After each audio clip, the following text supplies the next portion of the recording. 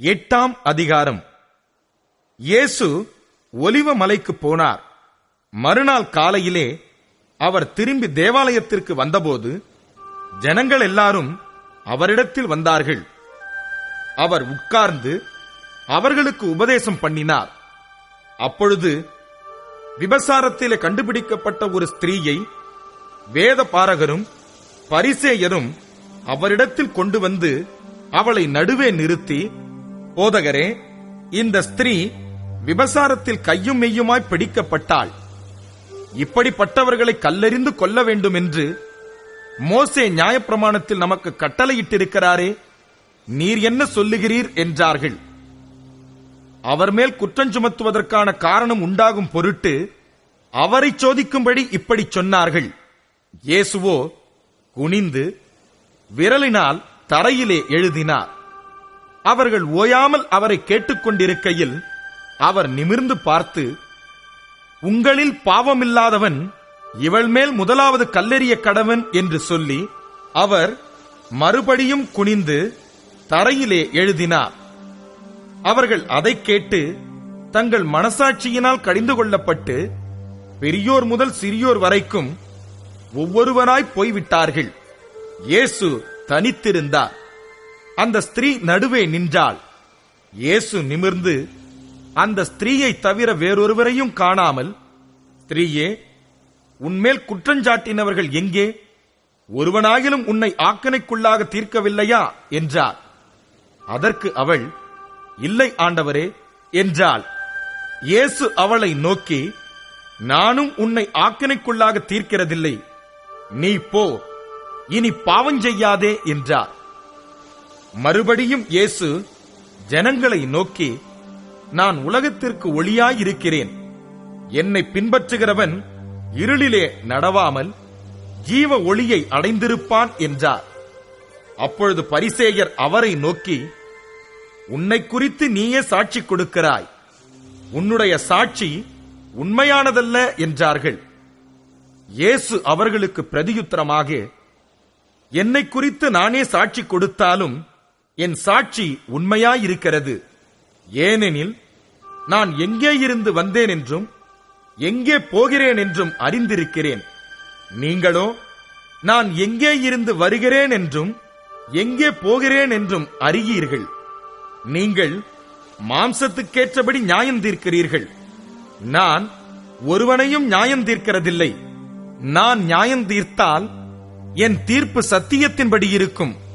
ஏனெனில் நான் தனித்திருக்கவில்லை, நானும் என்னை அனுப்பின பிதாவுமாக இருக்கிறோம். 2 பேருடைய சாட்சி உண்மை என்று உங்கள் நியாயப்பிரமாணத்திலும் எழுதியிருக்கிறதே.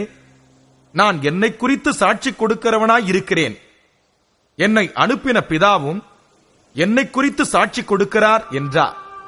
அப்பொழுது அவர்கள், உம்முடைய பிதா எங்கே என்றார்கள்.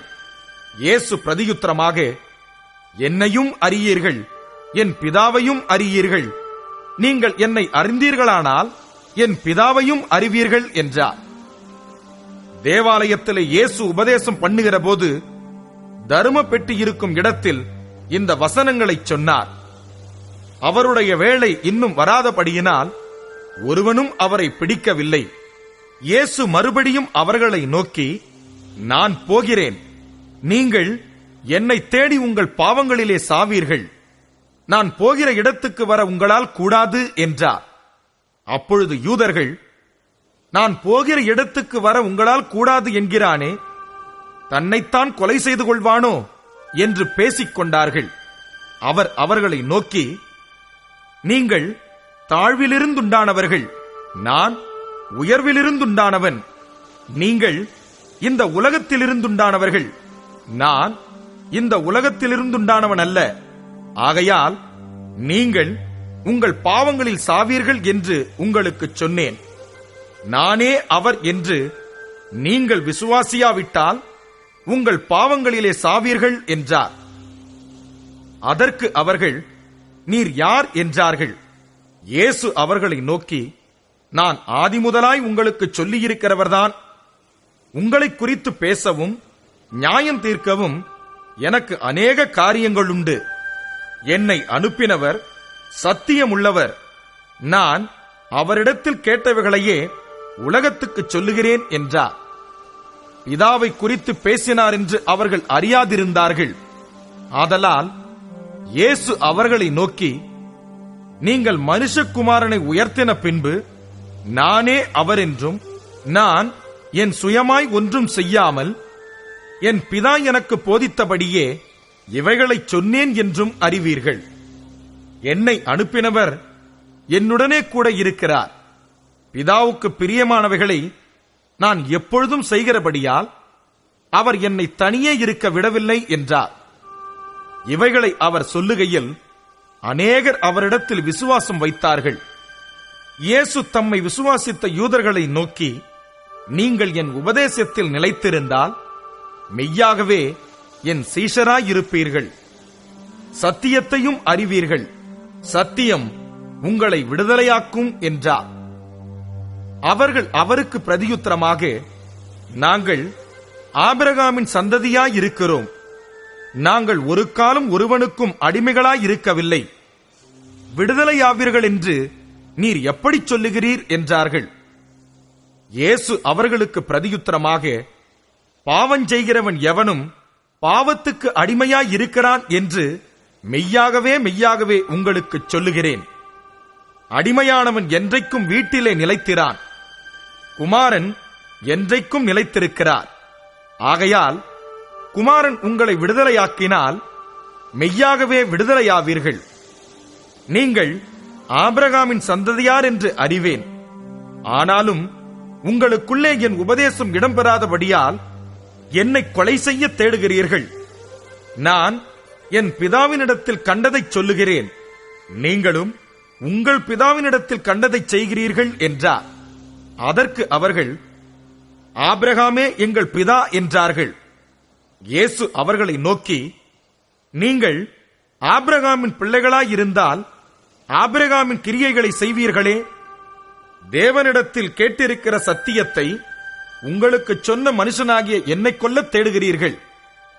ஆபிரகாம் இப்படி செய்யவில்லையே. நீங்கள் உங்கள் பிதாவின் கிரியைகளை செய்கிறீர்கள் என்றார். அதற்கு அவர்கள், நாங்கள் வேசித்தனத்தினால் பிறந்தவர்கள் அல்ல, ஒரே பிதா எங்களுக்குண்டு, அவர் தேவன் என்றார்கள். இயேசு அவர்களை நோக்கி, தேவன் உங்கள் பிதாவாயிருந்தால் என்னிடத்தில் அன்பாயிருப்பீர்கள். ஏனெனில் நான் தேவனிடத்திலிருந்து வந்திருக்கிறேன். நான் சுயமாய் வரவில்லை, அவரே என்னை அனுப்பினார். என் வசனத்தை நீங்கள் ஏன் அறியாமல் இருக்கிறீர்கள்? என் உபதேசத்தை கேட்க மனதில்லாதிருக்கிறதினால் அல்லவா? நீங்கள் உங்கள் பிதாவாகிய பிசாசானவனால் உண்டானவர்கள். உங்கள் பிதாவினுடைய இச்சைகளின்படி செய்ய மனதாயிருக்கிறீர்கள். அவன் ஆதி முதற்கொண்டு மனுஷ கொலைபாதகனாயிருக்கிறான். சத்தியம் அவனிடத்தில் இல்லாதபடியால் அவன் சத்தியத்திலே நிலைநிற்கவில்லை. அவன் பொய்யனும் பொய்க்கு பிதாவுமாயிருக்கிறபடியால் அவன் பொய் பேசும்போது தன் சொந்தத்தில் எடுத்து பேசுகிறான். நான் உங்களுக்கு சத்தியத்தை சொல்லுகிறபடியினாலே நீங்கள் என்னை விசுவாசிக்கிறதில்லை. என்னிடத்தில் பாவம் உண்டென்று உங்களில் யார் என்னை குற்றப்படுத்தக்கூடும்? நான் சத்தியத்தை சொல்லியிருக்க நீங்கள் ஏன் என்னை விசுவாசிக்கிறதில்லை? தேவனால் உண்டானவன் தேவனுடைய வசனங்களுக்கு செவி கொடுக்கிறான். நீங்கள் தேவனால் உண்டாயிராதபடியினால் செவிகொடாமல் இருக்கிறீர்கள் என்றார். அப்பொழுது யூதர்கள் அவருக்கு பிரதியுத்தரமாக, உன்னை சமாரியன் என்றும் பிசாசு பிடித்தவன் என்றும் நாங்கள் சொல்லுகிறது சரிதானே என்றார்கள். அதற்கு இயேசு, நான் பிசாசு பிடித்தவன் அல்ல, நான் என் பிதாவை கனம் பண்ணுகிறேன். நீங்கள் என்னை கனவீனம் பண்ணுகிறீர்கள். நான் எனக்கு மகிமையை தேடுகிறதில்லை, அதை தேடி நியாயம் தீர்க்கிறவர் ஒருவர் இருக்கிறார். ஒருவன் என் வார்த்தையை கைக்கொண்டால் அவன் என்றென்றைக்கும் மரணத்தை காண்பதில்லை என்று மெய்யாகவே மெய்யாகவே உங்களுக்கு சொல்லுகிறேன் என்றார். அப்பொழுது யூதர்கள் அவரை நோக்கி, நீ பிசாசு பிடித்தவன் என்று இப்பொழுது அறிந்திருக்கிறோம். ஆபிரகாமும் தீர்க்கதரிசிகளும் மரித்தார்கள், நீயோ ஒருவன் என் வார்த்தையை கைக்கொண்டால் என்றென்றைக்கும் மரணத்தை ருசி பார்ப்பதில்லை என்கிறாய். எங்கள் பிதாவாகிய ஆபிரகாமிலும் நீ பெரியவனோ? அவர் மரித்தார், தீர்க்கதரிசிகளும் மரித்தார்கள். உன்னை நீ எப்படிப்பட்டவனாக்குகிறாய் என்றார்கள். இயேசு பிரதியுத்தரமாக, என்னை நானே மகிமைப்படுத்தினால் அந்த மகிமை வீணாயிருக்கும். என் பிதா என்னை மகிமைப்படுத்துகிறவர். அவரை உங்கள் தேவன் என்று நீங்கள் சொல்லுகிறீர்கள். ஆயினும் நீங்கள் அவரை அறியவில்லை. நான் அவரை அறிந்திருக்கிறேன். அவரை அறியேன் என்று சொல்வேனாகில் உங்களைப் போல நானும் பொய்யனாயிருப்பேன். அவரை நான் அறிந்து அவருடைய வார்த்தையை கைக்கொண்டிருக்கிறேன். உங்கள் பிதாவாகிய ஆபிரகாம் என்னுடைய நாளை காண ஆசையாயிருந்தான், கண்டு களிகூர்ந்தான் என்றார். அப்பொழுது யூதர்கள் அவரை நோக்கி, உனக்கு இன்னும் 50 வயதாகவில்லையே, நீ ஆபிரகாமை கண்டாயோ என்றார்கள். அதற்கு இயேசு, ஆபிரகாம் உண்டாகிறதற்கு முன்னமே நான் இருக்கிறேன் என்று மெய்யாகவே மெய்யாகவே உங்களுக்கு சொல்லுகிறேன் என்றார். அப்பொழுது அவர் மேல் எரியும்படி கல்லுகளை எடுத்துக் கொண்டார்கள்.